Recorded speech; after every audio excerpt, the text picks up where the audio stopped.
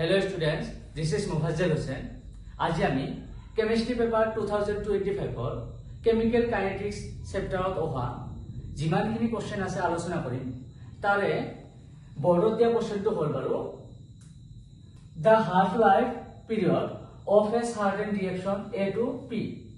অৰ্থাৎ A to reactant তাৰপৰা কি P to product বুজাইছে is 1 hour when the initial concentration of the reactant A is 2.0 mole per liter. How much time does it take to reduce the concentration from 0.5 to 0.25 mole per liter if it is an zero order reaction? মানে আমার যিখিনি condition দিছে এটো আমার কি zero order reaction অর্থাৎ পূর্ণক্রমর বিক্রিয়ার বাবে ইয়াত প্রথমটো দিছে the half life period of a certain reaction কিমান দিছে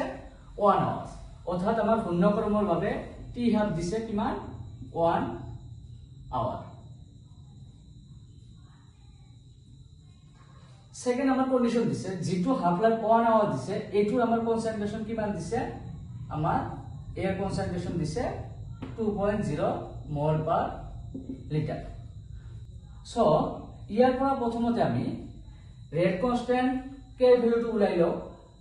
আমি ইকুয়েশনটো জানো টি হাফ ইকুয়াল টু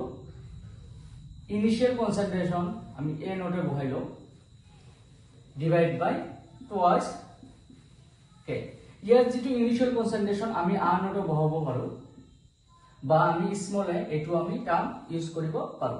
তো এটোৰ ভ্যালু কিমান দিছে বাৰু 2 দিছে ইয়াত আমাৰ 2 আছে k আছে আৰু এটো কিমান দিছে বাৰু 1 দিছে সো ইয়াৰ পৰা k এর ভ্যালু আমি পাম 1 পাম 1 পার আওয়ার পাম এতিয়া সেকেন্ড পয়েন্টটো লৈ চাও how much time does it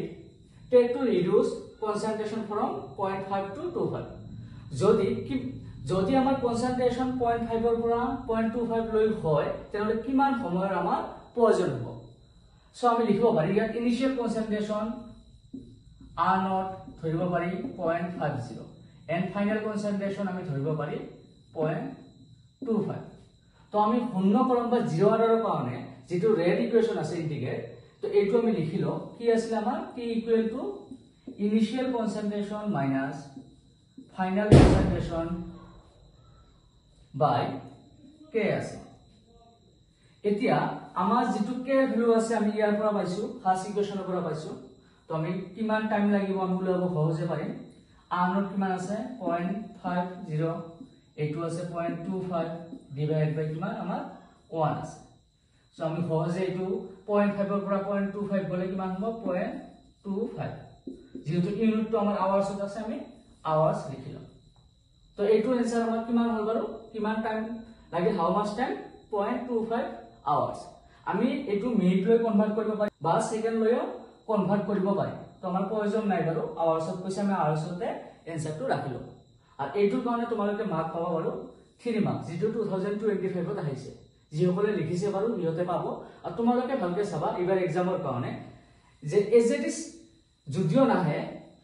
আমাৰ যিখিনি কনসেপ্ট আছে যে ইনিশিয়াল কনসেন্ট্ৰেশন ফাইনাল কনসেন্ট্ৰেশন এইবিলাক বস্তুৰ ভালকে প্ৰেক্টিস কৰিবা আহি যাব তো আজি ক্লাস ইমানতে থ্যাংক ইউ সো মাচ